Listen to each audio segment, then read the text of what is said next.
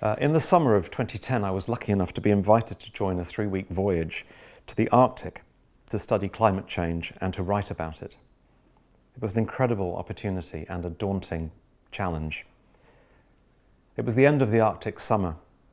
We were no more than 500 miles from the North Pole. It felt like a dream. Time happens differently there. The sun took hours to set, darkness was brief. Our shadows seemed miles long. Light flew into our eyes from every direction, refracted by ice and sea and sky. And silence ruled. It was as if for the first time I was truly confronted by the awesome power of nature without any human intervention. This poem is called Fold Up the Charts, and it's a kind of prayer to be quiet, to be silent. Fold up the charts. Close the guidebooks and the scrolls of information. Turn the engines off. Let the laptop sleep. Let your wristwatch stop. Let plans and speculations and the names of things go. Pick up a stone and hold it in your hand. This is the history of the world.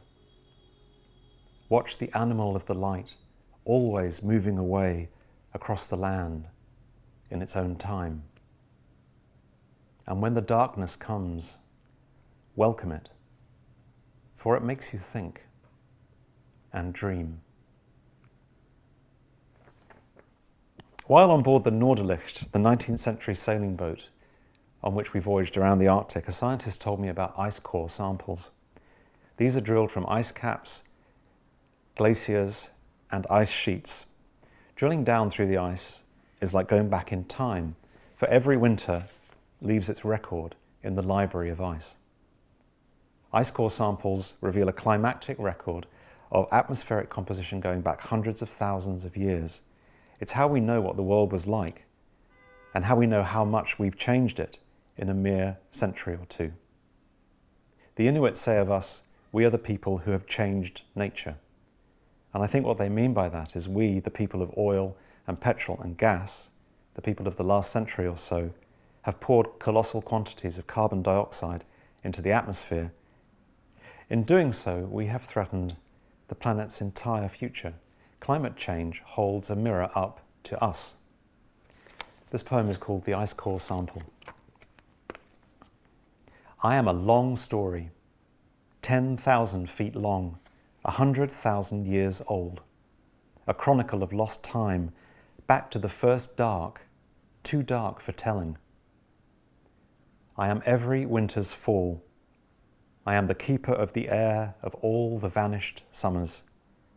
I honour the shadows of sorrows that come to lie between my pages. I distill lost atmospheres pressed into ghosts, kept close to my cold, cold heart. And as for you, what story would you like to hear on your 2 feet, tracking the snow 2 by 2, 2 by 2, 2 by 2? Here is the dust and music of your brief cities. Here is the ash and smoke. Here are your traffic jams and vapor trails and pop songs. Here are your first cries and last whispers. Here are your long sighs of disappointment. Here is where it went right and where it went wrong. Easy come, easy go. So I know why you slice moon after moon from me, holding each fragile face up to your searchlights, while you measure and record the tiny cracks and snaps of my mysteries, because you fear you are the people who have changed nature, and now you are on your own. I have no more to tell. No questions, please, about the future, for now the great narrator, silence, takes over. Listen carefully to her story, for you are in it. When I came back to London after 3 weeks in the Arctic, I felt a terrible grief. Partly this was due to having to leave the incredible dream world of ice and silence and light. Partly it was the shock of returning to what felt like a fallen world of city life and perceiving how we've normalised our habits of consumption in plastic, cars, supermarkets, planes, tower blocks. Partly was an overwhelming sense of my guilty part in all of this, and yet my feeling of powerlessness to do anything about it.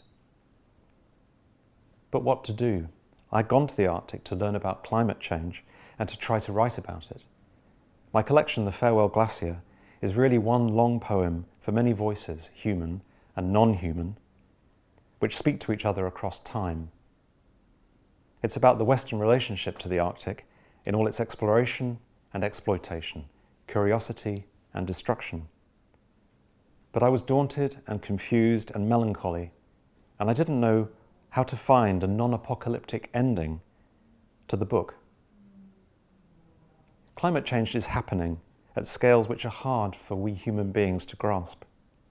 I needed another perspective. Auden famously said poetry makes nothing happen, but that's no good to me. I needed a stronger, more courageous voice, one that confronted the big question, what can we do? And I found it in the future. This is her speaking to us. Dear mortals, I know you are busy with your colourful lives. You grow quickly bored and detest moralising. I have no wish to waste the little time that remains on arguments and heated debates. I wish I could entertain you with some magnificent propositions and some glorious jokes. But the best I can do is this. I haven't happened yet, but I will. I'm the future.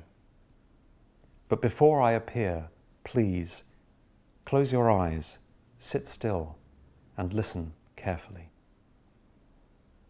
I can't pretend it's going to be business as usual. Things are going to change. I'm going to be unrecognizable. Please don't open your eyes, not yet. I'm not trying to frighten you. All I ask is that you think of me not as a wish or a nightmare, but as a story you have to tell yourselves. Not with an ending in which everyone lives happily ever after, or a B-movie apocalypse, but maybe starting with the line, to be continued, and see what happens next. Remember this, I am not written in stone, but in time. So please don't shrug and say, what can we do? It's too late, etc., etc. Already I hear the sounds of seats flipping and clapping as you head for the exit signs. I feel like the comedian who died. Dear mortals, you are such strange creatures with your greed and your kindness and your hearts like broken toys. You carry fear with you everywhere, like a tiny god in its box of shadows. You love shopping and music and good food. You lie to yourselves because you're afraid of the dark. But the truth is this, you're in my hands and I am in yours. We are in this together, face to face, eye to eye. We are made for each other. Now, those of you who are still here, open your eyes and tell me what you see. I'm a big fan of the Netflix series Stranger Things, with its other dimension called the Upside Down. Speaking of monsters under our own feet, fatbergs are huge, congealed, disgusting masses of fat, oil, and whatever else we flush down the sink and the loo. This poem is a celebration and an elegy for the Whitechapel fatberg, which holds the record as the largest discovered thus far, 250 metres long, 130 tonnes in weight, which is about 2 jumbo jets. The Museum of London quite rightly preserved and displayed some of it, and you can watch it festering online. Stranger thing.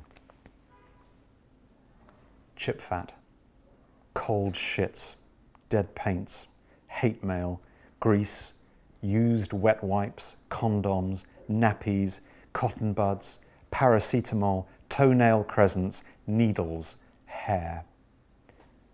The dregs, swill, scum, muck, slop, we flush away our harvest festival for the moony monster who rules the empire of the upside down.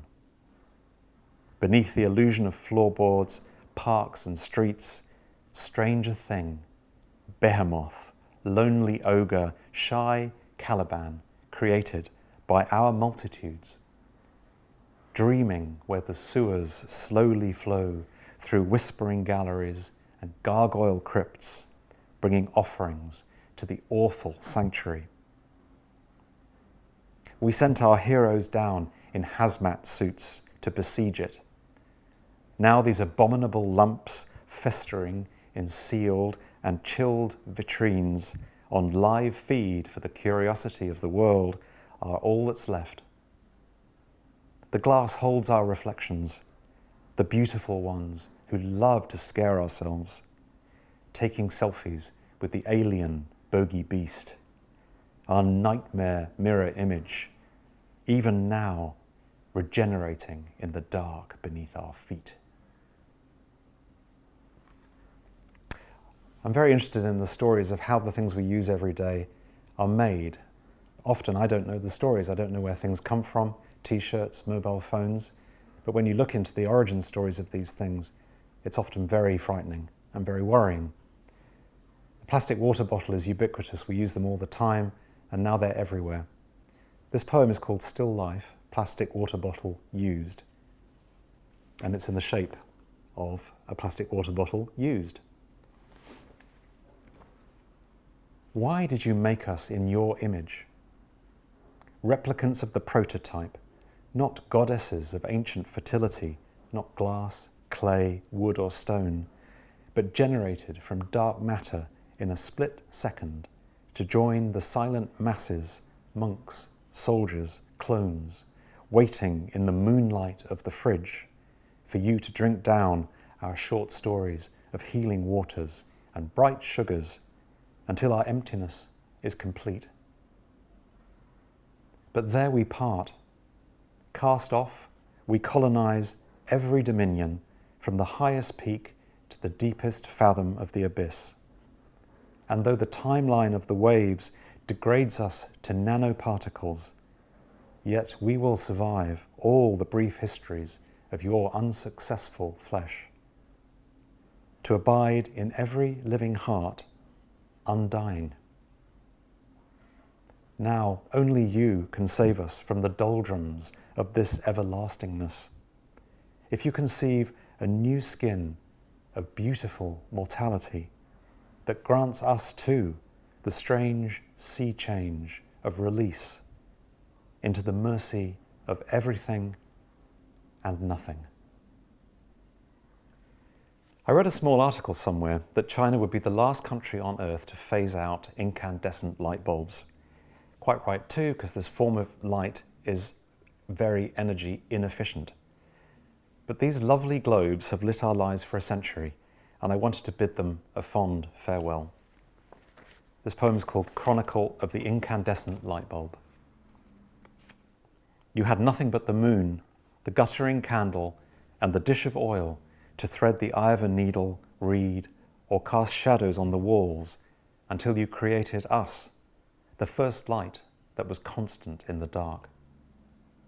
From a heartbeat twist of tungsten and a single breath of gas to hold our whole lives long, you sowed one idea in our glass skulls to shine at your command. We shed no tears of wax, reliable, disposable, we lived where you lived, lit your parties and wars. One by one, we brightened the hill shanties and towers of your mega cities. When you were lost, we were home, waiting just a click away to save you from the small hours' fears. When your lives hung by a thread, we stayed as long as necessary. We shone when you were gone. When the invocation of our filament broke with a secret tick you cast us off. And now you wish a light, perpetual and free, your highways and cities, radiant archipelagos in the dark. But if the lights go out from time to time, lie back on the black grass, gaze up at the banished constellations, take ancient starlight in, and listen for the dark song of our source, summoning on summer nights and winter afternoons the antiquated powers of the moon.